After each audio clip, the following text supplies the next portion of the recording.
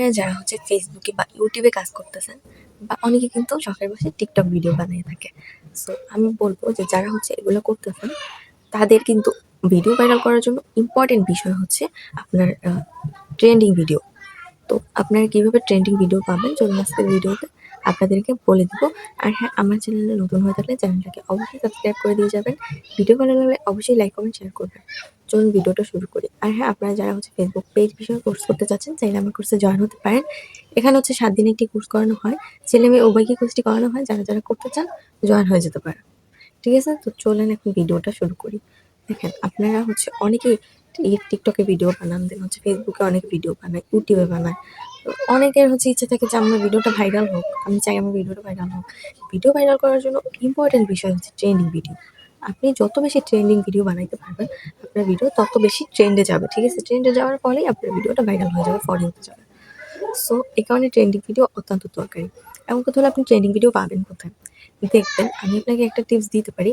যেমন হচ্ছে এখানে বলতে গেলে হচ্ছে অনেক বেশি ইয়ে হয়ে যায়। তো আমি আপনাকে একটা জিনিস বলছি।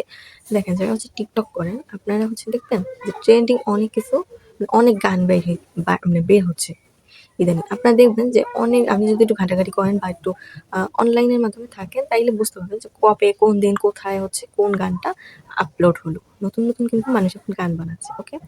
মিউজিক ভিডিও বানাচ্ছে আরকি। তো আপনি ফার্স্টে হচ্ছে ওইগুলার দিকে লক্ষ্য রাখবেন যে কোন দিন, কোন ভিডিওটা, কোন গানটা হচ্ছে আপলোড হলো। ঠিক আছে?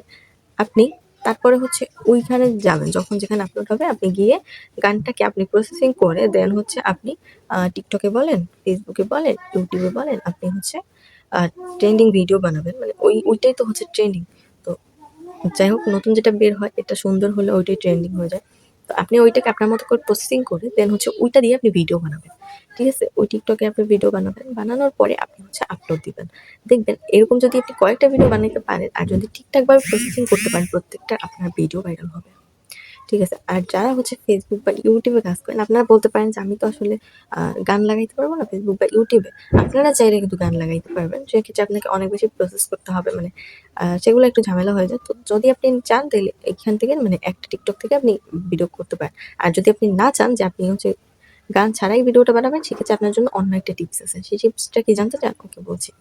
সেই টিপসটা হলো যে আপনাকে দেখতে হবে যে কোথায়, কোনখানে, মানে কোনটা নিয়ে বেশি কথা হচ্ছে, কোনটার উপর ট্রেন্ড আসতেছে বা কাকে নিয়ে একটু আলোচনা হচ্ছে, বা বলতে পারেন যে কোন ভিডিওটা একটু হচ্ছে আলোচনার ক্ষেত্রে গেছে। ঠিক আছে? আপনি চেষ্টা করবেন ওই ভিডিওর মতো বা ওইখানে হচ্ছে ভিডিও বানানোর জন্য।